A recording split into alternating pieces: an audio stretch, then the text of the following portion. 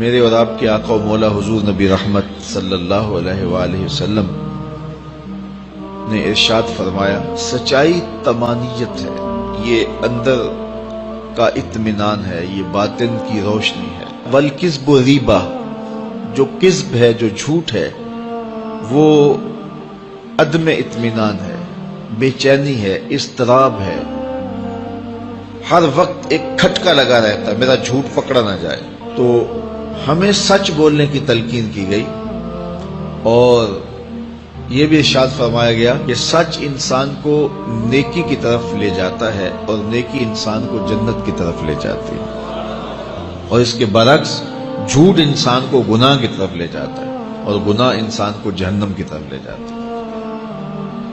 تو مومن تو سچائی کا دوسرا نام ہے۔ آقا کریم نے خود ایک دن ارشاد فرمایا، الا انبئکم باکبر الکبائر، صحابہ تمہیں بڑے بڑے گناہوں کی خبر نہ دوں؟ صحابہ نے عرض کی، کیوں نہیں یا رسول اللہ، آپ ارشاد فرمائیں۔ تو حضور نے فرمایا، ایک تو اللہ کے ساتھ کسی کو شریک ٹھہرانا، دوسری بات کسی انسان کا قتل کرنا، تیسری بات والدین کی نافرمانی کرنا۔ حضور یہ جب فرما رہے تھے تو حضور نے ٹیک لگائی ہوئی تھی، تو جب یہ چوتھی چیز بیان فرمانے لگے تو حضور ٹیک چھوڑ کے آگے ہو گئے۔ یہ کتنی اہم بات تھی، الا وقول الزور، فرمایا سن لو جھوٹی بات کرنا۔ تو جو گناہ بڑے بڑے ہیں، جہنم میں لے جانے والے ہیں، ہلاک کر دینے والے ہیں، یہ چار گناہ ان میں سے بھی آگے بڑھے ہیں۔ جھوٹوں پر اللہ تعالیٰ نے لعنت کی ہے، لعنت اللہ علی الکاذبین، باقاعدہ جھوٹوں کا ذکر کر کے ان پر لعنت کی گئی ہے۔ تو اس لیے مومن اپنی زندگی کے اندر سچ ہی بولتا ہے۔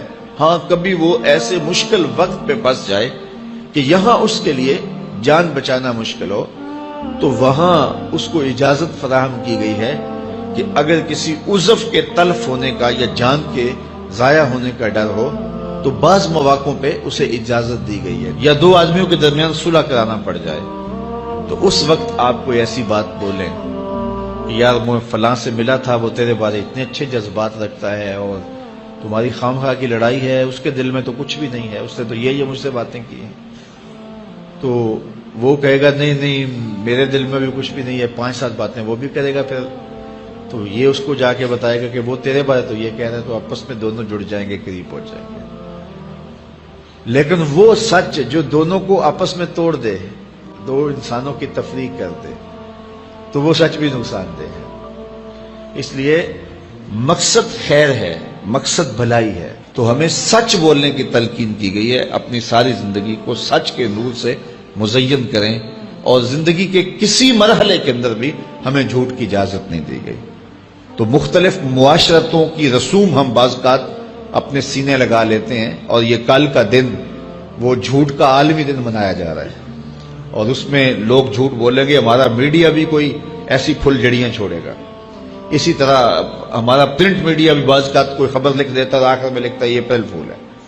میاں یہ تم خود پھول بنے ہوئے، بیوقوف بنے ہوئے، لوگوں کو بیوقوف نہیں بنا رہے، تم خود بیوقوف بن رہے ہو۔ تو اپنی زندگی کو ہمیشہ سچ سے مزین کیجئے، سچوں کے ساتھ ہونے کا کہا گیا، سچ کے ساتھ رہنے کی تلقین کی گئی۔ سچ طمانیت قلب کا سبب ہے، سچ نیکی کی طرف لے جاتا ہے، نیکی جنت کی طرف لے جاتی ہے، جھوٹ ریبہ ہے، باطن کی غلاظت ہے، اور فرشتوں کی دوری کا سبب اور ذریعہ ہے، اور رب کی رحمتوں سے بندے کو دور کر دیتا ہے۔ اللہ سچوں کو پسند کرتا ہے، جھوٹوں کو پسند نہیں کرتا۔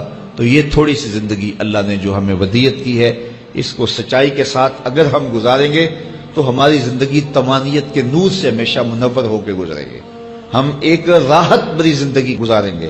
لیکن اگر ہم جھوٹ بولیں گے تو پھر جھوٹ سے ہماری زندگی کے اندر جو ہے وہ ایک تنگی، ایک اضطراب اور ایک بے چینی ہوگی جو کبھی بھی ہمارا دامن نہیں چھوڑے گی۔ اللہ ہمیں ہر مرحلہ حیات میں سچ کو نبھانے کی، سچ بولنے کی، سچی بات کرنے کی توفیق عطا فرمائے۔